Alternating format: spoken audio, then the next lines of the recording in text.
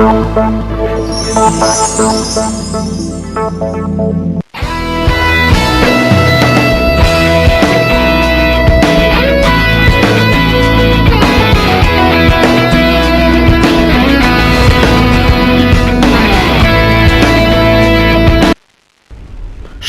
দর্শক শ্রোতা, সবাইকে স্বাগত জানাচ্ছি চলমান ঘটনা প্রবাহের সরাসরি অনুষ্ঠান নিটোল টাটা দৃষ্টিকোণ উপভোগের জন্য। আশা করছি সবাই ভালো আছেন, সুস্থ আছেন। আলোচনার শিরোনাম এশিয়ান ইনফ্রাস্ট্রাকচারাল ইনভেস্টমেন্ট ব্যাংকে বাংলাদেশের অন্তর্ভুক্তি এবং অন্যান্য প্রসঙ্গ। কথা বলবেন আমার ডান দিকে ডক্টর আহসান মনসুর, নির্বাহী পরিচালক পলিসি রিসার্চ ইনস্টিটিউট, বাঁ দিকে রয়েছেন রাশেক রহমান, সহ সম্পাদক কেন্দ্রীয় উপকমিটি বাংলাদেশ আওয়ামী লীগ, এবং রাজনীতি অর্থনীতি বিষয়ে তিনি নানামাত্রিক বিশ্লেষণ করে থাকেন, আমরা বিভিন্ন প্রোগ্রামে দেখেছি। আপনাদের দুজনকে স্বাগত জানাচ্ছি। স্যার, আমরা ইতিমধ্যে অবহিত যে গেল 24শে অক্টোবর শুক্রবার চীনের রাজধানী বেইজিংয়ে এআইআই মেমোরেন্ডাম স্বাক্ষর হয়েছে। 21টি দেশ যুক্ত হয়েছে তার সঙ্গে। বলা হচ্ছে এমনটি বিশ্ব ব্যাংক ও এডিবির প্রভাব কমাতে এবং এশীয় জোনের অবকাঠামোগত উন্নয়নের জন্য এটি অবদান রাখবে। আর একটি মজার খবর হচ্ছে বাংলাদেশের প্রতিষ্ঠাতা সদস্য হিসেবে অন্তর্ভুক্ত হয়েছে।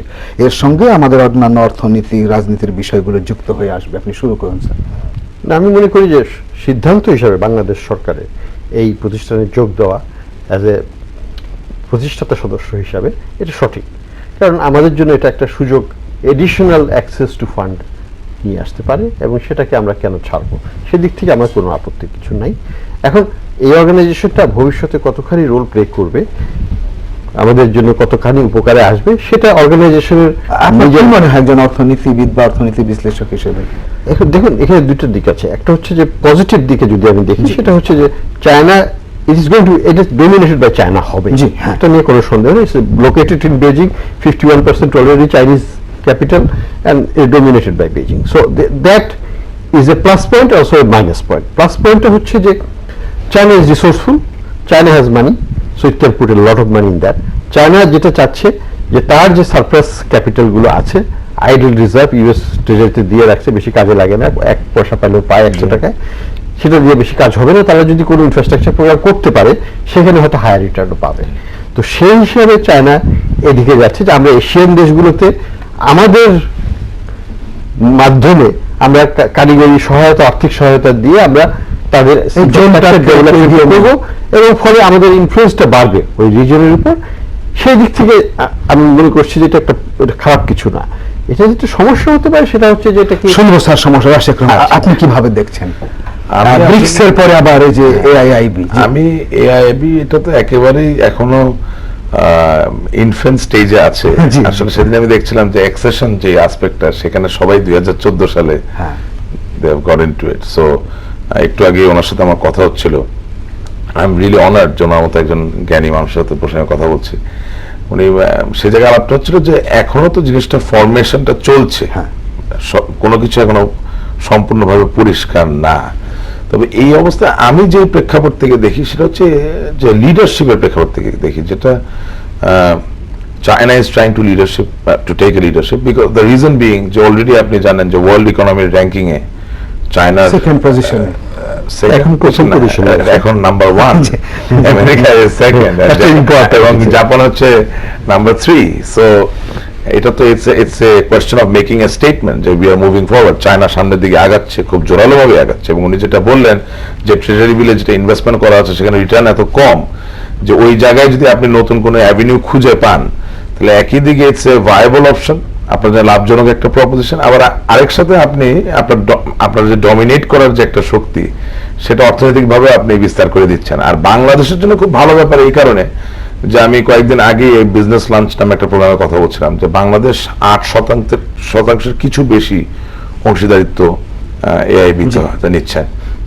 এটা বাংলাদেশের জন্য খুব গুরুত্বপূর্ণ এই কারণে যে বাংলাদেশ একটি পর্যায় থেকে নতুন একটি পর্যায়ে গেল, অর্থাৎ অংশীদার, এবং ওইটাই বলছিলাম, এবং বাংলাদেশের সক্ষমতা যে লাভ করছে এটা আরো ভালোভাবে, আরো দৃঢ়ভাবে প্রকাশিত হলো।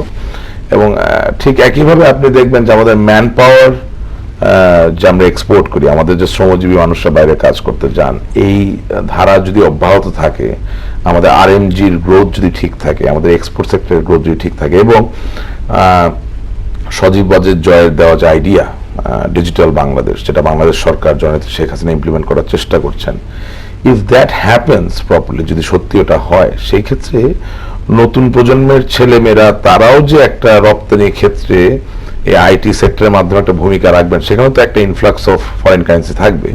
তো এই যে তারল্য, এই যে তারল্যের প্রভাব, এটা যাতে অতি তারল্যে পরিণত না হয় এবং আমাদেরও যাতে এটা আইডল ভাবে ফেলে না রাখতে হয়, হয়তোবা এক্ষেত্রে AIB will play a vital role. এআইবির মাধ্যমে আপনি এটা দিতে পারবেন। এবং সবচেয়ে বড় কথা কি, যে আমরা অঙ্কে সেট সাবসেট পড়ি, এআইবির উদ্যোক্তা হওয়ার কারণে আমাদের খুব একটা চিন্তিত হওয়ার কারণ নাই, কারণ গ্লোবালি সমস্ত পৃথিবীব্যাপী ওয়ার্ল্ড ব্যাংক, আইএমএফ, তাদের সাথে আমাদের যে সম্পর্ক, সে সম্পর্ক থেকেই যাবে। অর্থাৎ বিগার যে সেট, সেই সেটের আমরা অংশ থাকবো, তার মধ্যে একটা সাবসেট হবে এআইবি।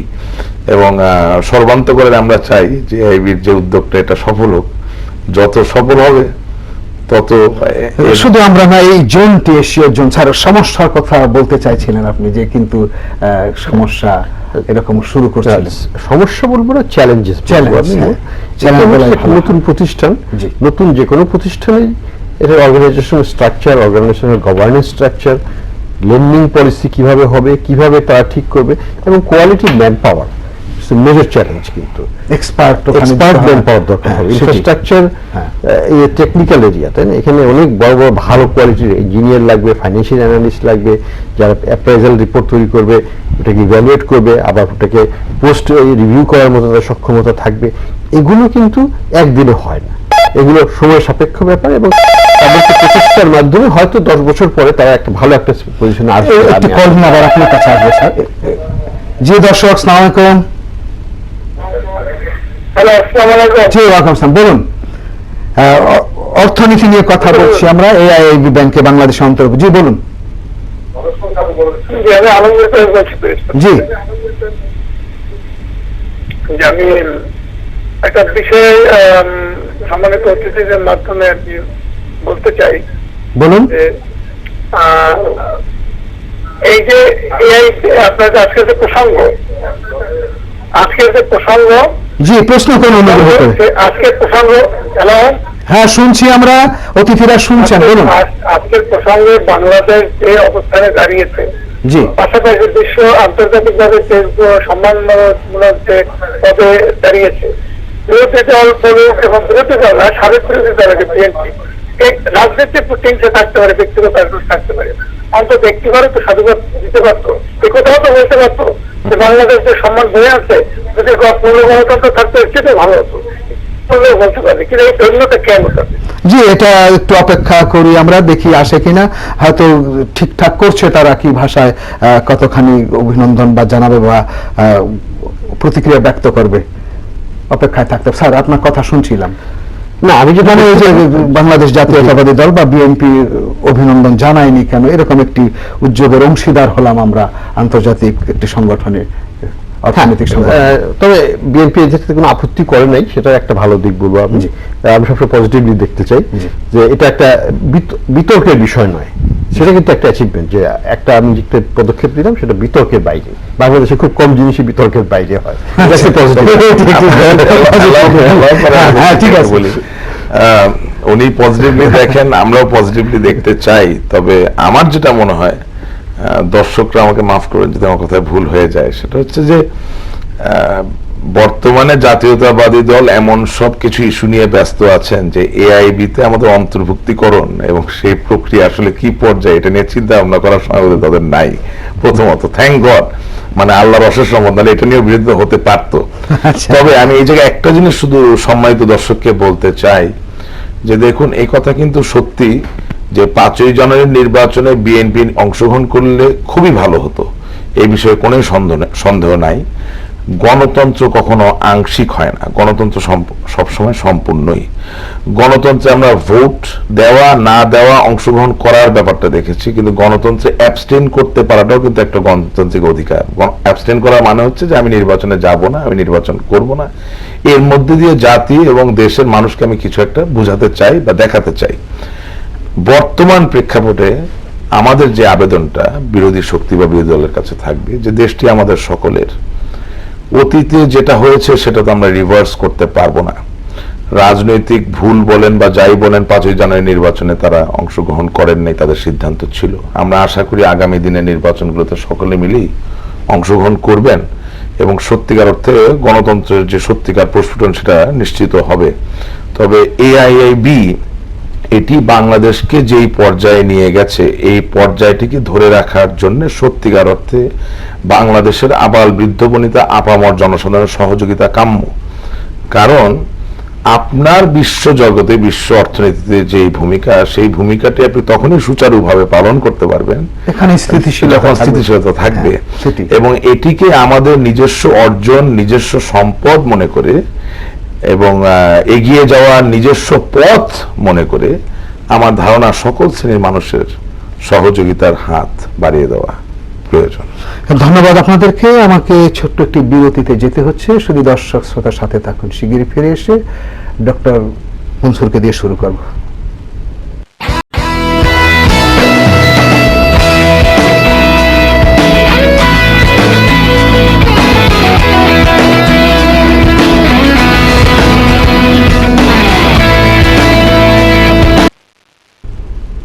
ধন্যবাদ শুধু দর্শক শ্রোতা। অনুষ্ঠানে ফিরছি। আমার অতিথি রাশেক রহমান এবং ডক্টর আহসান মনসুর স্যার আপনার কাছে আসছি। আসলে সকল অর্থনীতির পেছনেই একটি রাজনীতি থাকে, এটি ধ্রুব সত্য। কারণ আলটিমেটলি তো অর্থনীতি বা দেশ চালান রাজনীতিকরাই, এটি চিরায়ত সত্য। তেমনি আমরা এখানে প্রতিফলন খেয়াল করব, যেটি কথা হচ্ছিল বিরতির সময়, যে অস্ট্রেলিয়া, জাপান এবং দক্ষিণ কোরিয়া, ইন্দোনেশিয়াকে বিরত রাখার চেষ্টা করেছে যুক্তরাষ্ট্রের তরফ থেকে এবং চূড়ান্তভাবে তারা সেখান থেকে বিরত ছিল।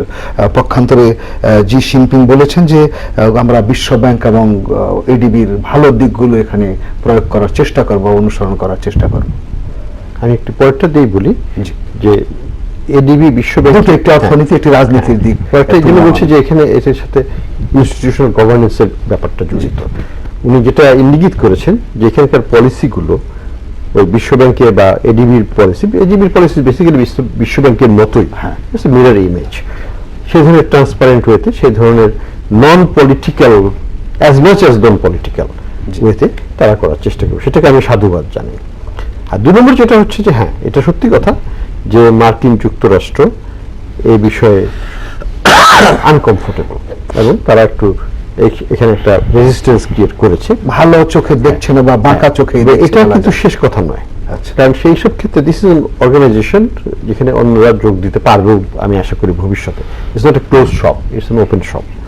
কাজেই হয়তো দেখা যাবে যে যদি অর্গানাইজেশন ভালোভাবে এস্টাবলিশড হয় এবং এটা গভর্নেন্স স্ট্রাকচারটা ভালোভাবে হয়, কেরির যে এমফেসিস যেখানে ট্রান্সপারেন্ট রুলস অফ বিজনেস নিয়ে তারা সন্দিহান, এবং ওই জিনিসগুলোকে যদি চাইনিজ সরকার বা বড় গভর্নর, সেখানে বাংলাদেশও থাকবে, মানে যুক্তরাষ্ট্রের পররাষ্ট্রমন্ত্রীর কথা বলছেন, হ্যাঁ, উনি তো অস্ট্রেলিয়া সরাসরি ফোন দিয়েছেন জানতো। But the emphasis is that এটা একটা অর্গানাইজেশন যেটার আমরা সম্পর্কে আমরা এখনো বেশি কিছু জানি না, যেটা ট্রান্সপারেন্সি ইস্যু নিয়ে আমাদের গভর্নেন্স স্ট্রাকচার নিয়ে আমাদের প্রশ্ন আছে, এবং এগুলো ক্লিয়ার না হওয়া পর্যন্ত আমরা এটাকে মানে he is not welcoming that initiative in that prematurely. এটাই হচ্ছে তার পজিশন। আপনি যদি একটু বলেন। আমি একটু শেষ করে দিই যে আমি মনে করি যদি এই ইনস্টিটিউশনটা ভালোভাবে রান করাতে পারে Chinese government in a much more neutral, more objective and patient way, others will join back and I hope that happens. অনেকে যুক্ত হবে, আরেকটা যুক্ত হলে পরে যেটা হবে rebalancing of the power structure within the board of the organisation হবে, সেটা আমাদের জন্য ভালো হবে। কারণ আমরা তো চায়নাকে ইনফ্লুয়েন্স করতে পারবো না, কিন্তু জাপান বা অস্ট্রেলিয়া, ইন্দোনেশিয়ার মতো বড় বড় দেশ যদি এখানে থাকে, তারা কিন্তু জয়েন্টলি পজিশন নিয়ে রিব্যালেন্স করতে পারবে, এবং আমরা একটা ব্যালেন্স বোর্ড অফ গভর্নর চাই। ব্যালেন্স এক্সিকিউটিভ বোর্ড চাই, আমরা তো ইনব্যালেন্সড একটা জিনিস চাই না। সেদিন সেখানে তিনটে ধাপ বোর্ড যেটি বলছিলেন আপনি, এদিক থেকে আসে একটি যে board of governors, board of directors আর ম্যানেজমেন্ট, তিনটি পর্যায়ে অ্যাডমিনিস্ট্রেশন বিভক্ত থাকবে। আর রাজনীতির দিক সম্পর্কে যদি আপনি একটু আলোকপাত করেন। আমি একটু ব্লান্ট হয়ে একটু স্ট্রেট ফরওয়ার্ডই কথা বলি। আমি মনে করি এআইবি বলেন, ব্রিক্স বলেন, বা for that matter any other international institution who will handle finances all over the world, এই সংগঠনগুলি আজকের দিনে 2014 সালে ব্যালেন্স অফ পাওয়ার এবং গ্লোবাল ডমিনেন্স, অর্থাৎ পৃথিবীকে কে ডমিনেট করবে, এটাকে সিম্বলাইজ করে। সো সেই জায়গায় তো কিছু রিজার্ভেশন মার্কিন যুক্তরাষ্ট্রে থাকতেই পারে, কারণ আপনি জানেন যে কোল্ড ওয়ারের আগে this was a bipolar world, USSR was there এবং ইউএসএ ওয়াজ দেয়ার। দুজনের ভিতরে একটা কোল্ড ওয়ার ছিল, একটা ব্যালেন্স অফ পাওয়ার ছিল, এবং ইউএসএসআর ভেঙে যাওয়ার মধ্য দিয়ে এখন ইউনিপোলার ওয়ার্ল্ড হলো। কিন্তু প্রবলেমটা হচ্ছে যে বর্তমানে মার্কিন যুক্তরাষ্ট্রের যে প্রশাসন, তারা বিভিন্নভাবে বিভিন্ন যুদ্ধ, বিভিন্ন রকম টেররিস্ট রিলেটেড মুভমেন্টে নিজেদেরকে এঙ্গেজ করার মধ্য দিয়ে জুনিয়র বুশ, প্রেসিডেন্ট বুশ জুনিয়রের সময় যে অর্থনৈতিক যে মন্দা ছিল, সেটা যেভাবে আসলে বেরিয়ে আসার কথা, পুরোপুরি যে বেরিয়ে আসতে পেরেছে তা কিন্তু না। এবং সেটার প্রতিফলনই কিন্তু আপনার পার্চেসিং পাওয়ার উপর ভিত্তি করে যে আপনার শিফটগুলো হচ্ছে, এটাতে প্রতীয়মান হয়। তো এমত অবস্থায় আসলে কোনো পরাশক্তি কখনো চাবে না যে পরাশক্তির মাত্রা একটু কমে যাক, মানে পরাশক্তি থাকলাম কিন্তু একটু কম পরাশক্তি হলাম। আর পৃথিবীতে এক সময় ছিল ক্ষত্রিয়ের, ব্রাহ্মণের, এখন তো পৃথিবীটা বদলে গেছে, এখন ব্রাহ্মণ আর বৈশ্যরা হয়তো পৃথিবীকে ডমিনেট করেছে। ফ্রম দ্যাট পার্সপেক্টিভ চায়নার এত লিকুইডিটি, বাংলাদেশের মতো দেশগুলো ইমার্জিং, তাদের লিকুইডিটি তৈরি হচ্ছে আমরা চিপ লেবার উপর ভিত্তি করে। This is one of our comparative advantage for sure. আর আরেকটা জিনিস আপনাকে দর্শক বলে, জি দর্শক, হ্যালো, আসসালামু আলাইকুম। জি ওয়ালাইকুম আসসালাম। আমি আব্দুল লতিফ করেছি শ্যামবাগ, নোয়াখালী থেকে বলছি।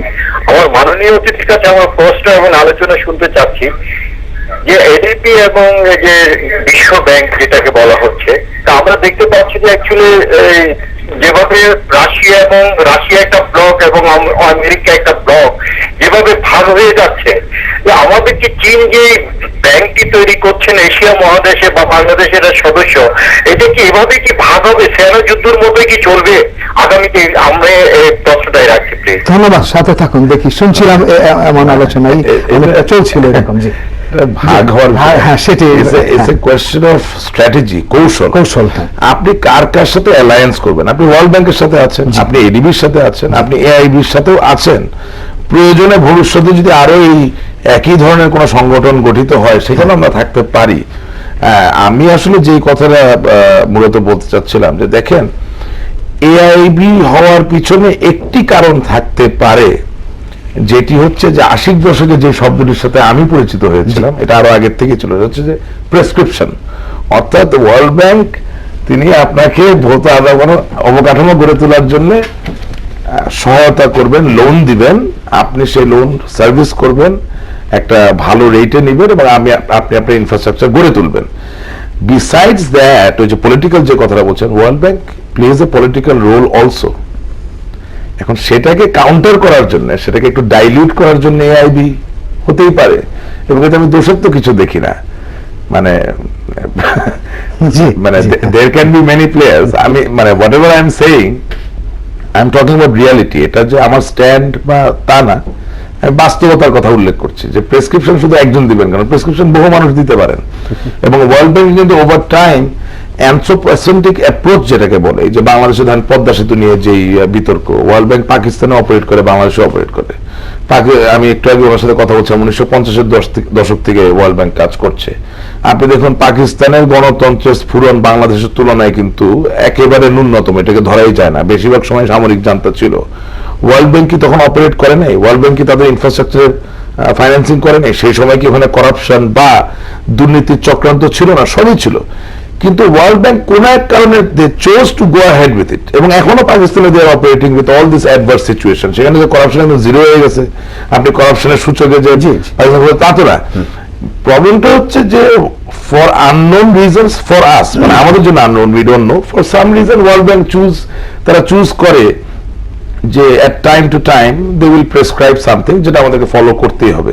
হয়তো বা সেই গণ্ডি বা বাধাবাধ থেকে বেরিয়ে আসার জন্য এআইবির মতো আরো অনেক প্রতিষ্ঠান আমাদের সংশ্লিষ্ট হতে আর পারে। রাজনৈতিক প্রসঙ্গ উত্থাপন করেছিলাম স্যার, এখন আরেকটি প্রশ্ন যে অর্থনৈতিক বাস্তবতা বা অর্থনৈতিক সহযোগিতার বাস্তবতা, যেটি একটি তথ্য বা পরিসংখ্যান বিশ্ব ব্যাংকের হিসেব অনুযায়ী প্রতি বছর অবকাঠামোগত ক্ষেত্রে সহযোগিতা বা বিনিয়োগ প্রয়োজন $1 ট্রিলিয়ন মার্কিন ডলার, কিন্তু গত বছর বিশ্ব ব্যাংক $60 বিলিয়ন দিতে পেরেছে। সেটি তো একটি বাস্তবতা যে বিকল্প একটি আর্থিক প্রতিষ্ঠান যদি দাঁড়ায় তাহলে বিভিন্ন জোনে বা রিজিয়ন সহ বিশ্বব্যাপী মানুষের ব্যয়িত হয় সেই বিনিয়োগটি, তাহলে পৃথিবীটি এগিয়ে যাবে। অবশ্যই, কারণ আমরা যদি দেখি এশিয়াতেই ইনফ্রাস্ট্রাকচার বিনিয়োগই লাগবে। আমি গতকাল একটা প্রেজেন্টেশন আইসিসি প্রেজেন্টেশনে বলছিলাম এশিয়াতে শুধুমাত্র ইনফ্রাস্ট্রাকচার বিনিয়োগ লাগবে 2020 সালের মধ্যে $8 trillion. $8 trillion is not a small amount. এই টাকাটা কোথা থেকে আসবে? বিশ্বব্যাংক তো হয়তো এখানে 40-50 বিলিয়ন পর্যন্ত দিতে পারে বা 100 বিলিয়নই দিল, বাট আমাদের রিকোয়ারমেন্ট হচ্ছে $8 ট্রিলিয়ন। তো এখানে সবাইকেই আসতে হবে। সরকার তো একটা বড়, সব দেশের সরকারি সবচেয়ে বড় বিনিয়োগকারী সেই দেশে, সেটা থাকবে। অর্থাৎ 70% ইনভেস্টমেন্ট কিন্তু যার যা সরকার করছে অন অ্যাভারেজ এশিয়াতে, দ্যাটস দ্য ফ্যাক্ট।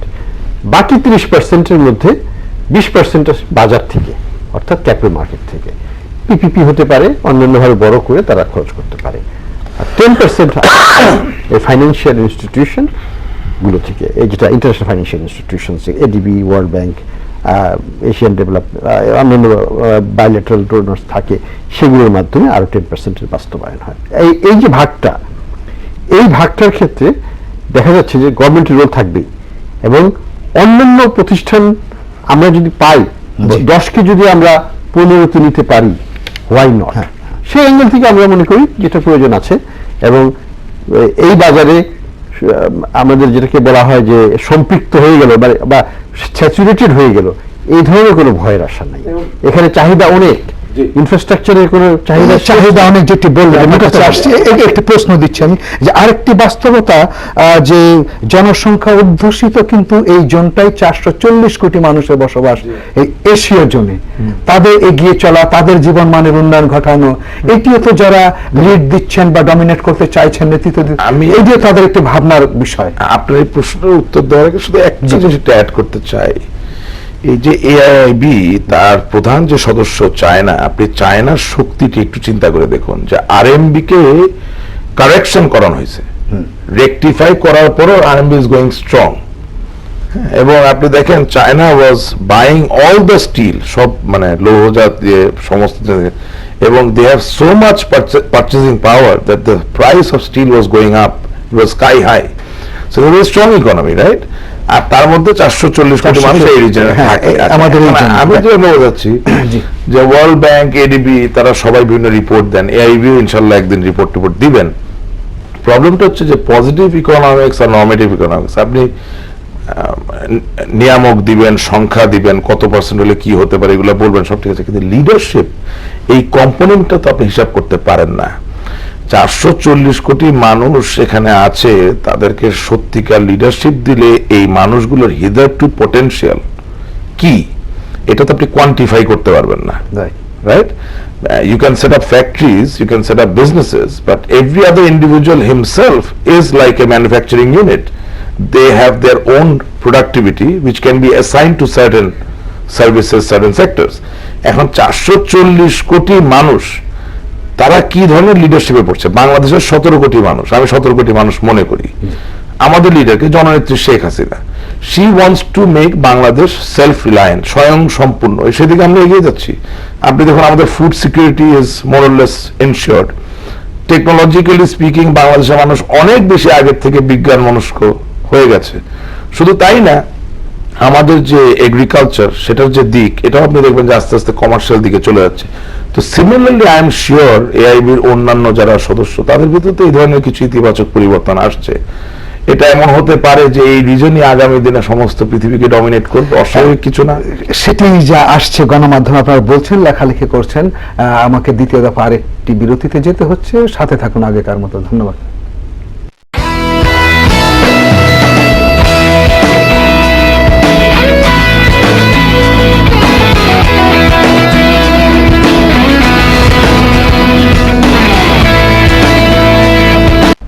নিটোল টাটা দৃষ্টিকোণ দেখছেন। সম্মানিত দর্শক শ্রোতা, আবার ফিরছে অনুষ্ঠানে অতিথি রাশেক রহমান এবং ডক্টর হাসান মনসুর। স্যার, আপনার কাছে দুটো উদ্ধৃতি নিয়ে আসছে আমাদের দেশের ভেতরকার অর্থনৈতিক অবস্থা সম্পর্কে। একটি অনুষ্ঠানে বাংলাদেশ ব্যাংকের সাবেক গভর্নর সালেউদ্দিন আহমেদ বলছেন, সক্ষমতা অনুযায়ী বাংলাদেশের কাঙ্ক্ষিত প্রবৃদ্ধি অর্জন না করার পেছনে অন্যতম কারণ পর্যাপ্ত আইনি নিয়ন্ত্রণের ঘাটতি। এর আবার বিপরীত একটি কথা মাহফুজ আনাম বলছেন, বিশ্ব আর্থিক সংকট দেখা দেওয়ার নেপথ্যে ছিল মুক্তবাজারের নামে নিয়ন্ত্রণ বিধি তুলে নেওয়া, সে সময় বলা হয়েছিল সরকার মানেই সমস্যা। একটি প্যারাডক্স মনে হয় কিনা আপনার কাছে দুটো মন্তব্য তাদের?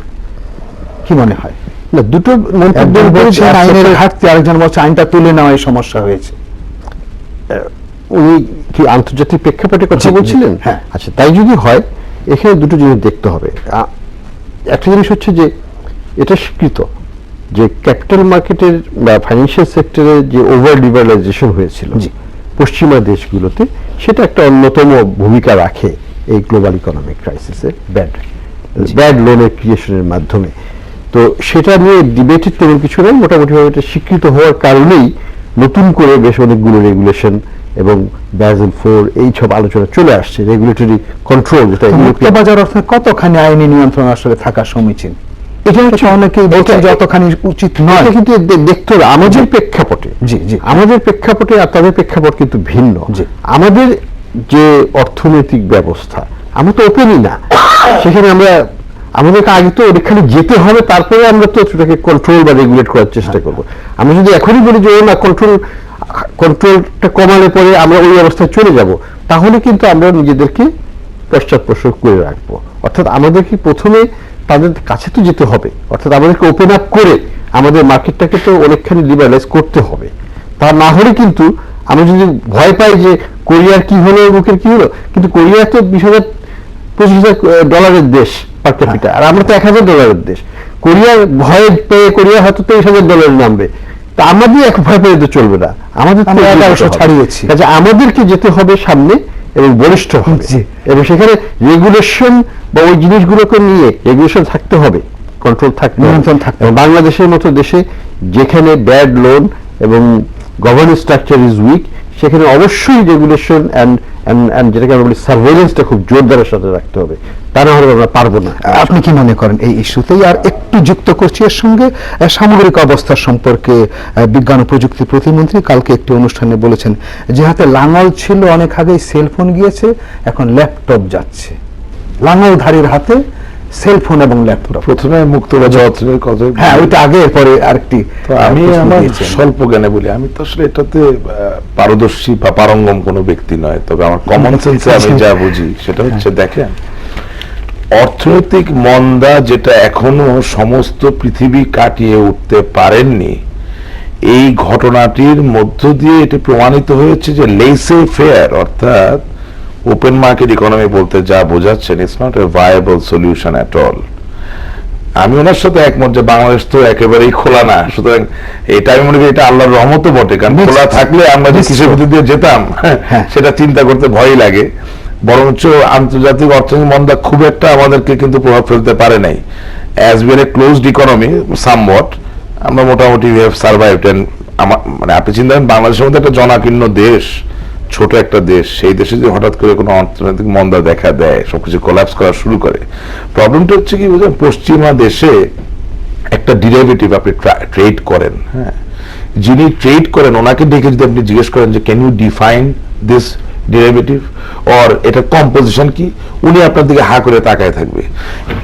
একটা বাড়ির ফার্স্ট মর্টগেজ, সেটাকে আপনি সেকেন্ড মর্টগেজ করতেছেন, তারপর থার্ড মর্টগেজ করতেছেন, করে সেটাকে আপনি একটা প্রোডাক্ট বানাচ্ছেন যেটার নাম ডেরিভেটিভ।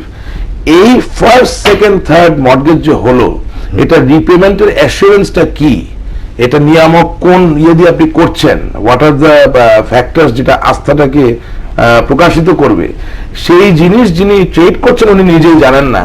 এবং এই ডেরিভেটিভ লঞ্চ করার ক্ষেত্রে কি আইন কানুন কি দেখে লঞ্চ করতে দেওয়া হবে সেটা অনুপস্থিত থাকার কারণে তো আজকে এই অবস্থা।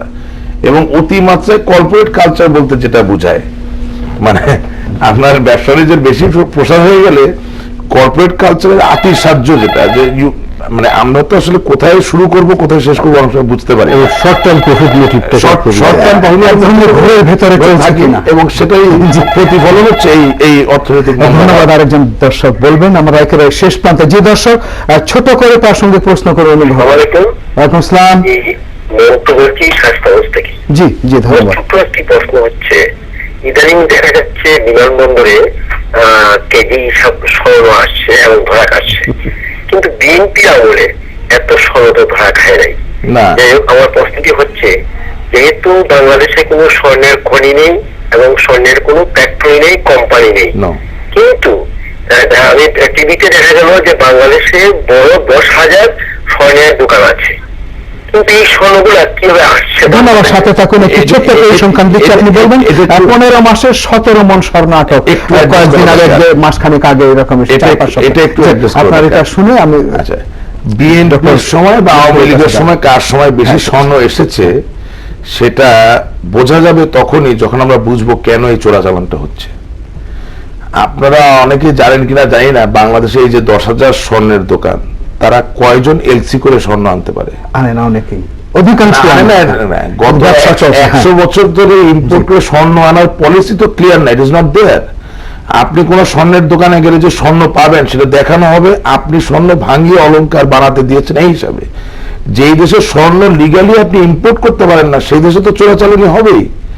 এখন বাংলাদেশের মানুষের মাথা পিছু আয় $300 বা $400 থেকে বেড়ে হয়েছে $1,040। স্বর্ণ অলংকারের যে চাহিদা সেটা তো বেড়েছে। বিয়ে শাদী বেশি হয়, বিদায়ের সময় একটু বেশি স্বর্ণ দেওয়া হয়, তো চোরাচালান বেশি হতে পারে। আমাদেরকে যেটা করতে হবে যে একটি দেশে স্বর্ণ আমদানি করা যাবে না বা এর পথে প্রতিবন্ধকতা থাকবে, এগুলোকে আস্তে আস্তে দূর করতে হবে। একেবারে শেষ পর্যায়ে স্যার, মহামান্য রাষ্ট্রপতি ইন্টারন্যাশনাল কমার্স চেম্বার অফ কমার্সের একটা প্রোগ্রামে বলেছেন 20 বছর পূর্তি উপলক্ষে যে প্রতি বছর 20 লাখের বেশি মানুষ শ্রমশক্তিতে যুক্ত হচ্ছে, এদের কর্মসংস্থানের ব্যবস্থা করতে হবে। আর সস্তা শ্রম আমাদের অর্থনীতির সক্ষমতা ধরে রাখতে সহায়ক হচ্ছে। বাংলাদেশের যে প্রবৃদ্ধি সেটার মূলে কিন্তু দুটো ফ্যাক্টর। একটা হচ্ছে যে আমাদের লেবার ফোর্সের এই যে প্রবৃদ্ধিটা হচ্ছে সেটা গড় ইনকামটা ঠিক রেখে যদি শুধুমাত্র আমরা লেবার ফোর্সটাকেই দেখি, এটা কিন্তু বাড়ছে 3% হারে। 3% হারে বেড়ে সেটার পরিমাণটা দাঁড়ায় 1.8 মিলিয়ন বা 18 লক্ষ আমাদের হিসাবে। তো এই বা 2 মিলিয়নের মতো যেটা রাষ্ট্রপতি বলেছেন, তো এটা একটা বিরাট সংখ্যা। সেই কারণেই আমরা একটা ডেমোগ্রাফিক ডিভিডেন্ডের ভিতর দিয়ে যাচ্ছি। এই ডেমোগ্রাফিক ডিভিডেন্ডকে যদি আমরা রিয়েলাইজ করতে চাই এবং পারি কোনো দিন আরো ভালোভাবে, তাহলে আমাদেরকে এই জনশক্তিকে, এই শ্রম শক্তিকে আরো কর্মক্ষম করতে হবে, যাতে তাদের কাছ থেকে আমরা এখন যদি 5 টাকা পাই 50 টাকা পাই। ধন্যবাদ স্যার। একই অনুষ্ঠানে সুনীল মিত্তাল বলেছে, আপনি যেটি প্রথম রাউন্ডে বলেছেন, সবচেয়ে বেশি দায়িত্ব বর্তাবে যুব সমাজের উপর, পুরো বিশ্বে যুব শক্তির নেতৃত্ব দিবে অনন্ত বিলম্বে। আমি নতুন প্রজন্মের 10-20 সেকেন্ডে বললাম, হাতে সময় নেই। আমি বেগম রোকেয়া সাকাওয়াত হোসেনের পায়রাবন্দে আমার বাড়ি মিঠাপুরে, সেই জায়গা থেকে বলছি যে নতুন প্রজন্মের ভিতরে যে অদম্য স্পৃহা আছে, এটাই আমাদের প্রসপেরিটির ইঞ্জিন হবে, ধারক বাহক হবে। এবং আমার তো মনে হয় যে সত্যিকার অর্থে খুব স্বল্প সময়ের মধ্যে বাংলাদেশের আপামর জনগণ আমরা যে একটি ইতিবাচক দিকে এগিয়ে যাচ্ছে এবং একটা শক্তিশালী জাতি হিসেবে আত্মপ্রকাশ ঘটতে যাচ্ছে, এই ব্যাপারটি পরিষ্কার। ধন্যবাদ জানাচ্ছি। এশীয় অবকাঠামো বিনিয়োগ ব্যাংকের মেমোরেন্ডাম স্বাক্ষর অনুষ্ঠানে চীনা প্রেসিডেন্ট শি জিনপিং একটি চীনা প্রবাদ উদ্ধৃত করেছেন, তুমি যদি ধনী হতে চাও তাহলে আগে সড়ক নির্মাণ করো। তেমনি এই এআইআইবি, এই ব্যাংকটি অবকাঠামো উন্নয়নের ক্ষেত্রে নতুন মাত্রা যুক্ত করে এশিয়া অঞ্চলকে সামনে নিয়ে যাবে, এমনটি প্রত্যাশা রেখে শেষ করলাম। যারা আলোচনা অংশ নেন, রাশেক রহমান, ডক্টর আহসান মোসা, আপনাকে ধন্যবাদ। দেখা হবে আগামীকাল একই অনুষ্ঠানে একই সময়ে। সাথে থাকবেন নতুন অতিথি, নতুন কোনো বিষয় থাকবে। আপনাদের আমন্ত্রণ রইল। সবার সুস্থতা কল্যাণ কামনা করে শেষ করছি। শুভরাত্রি।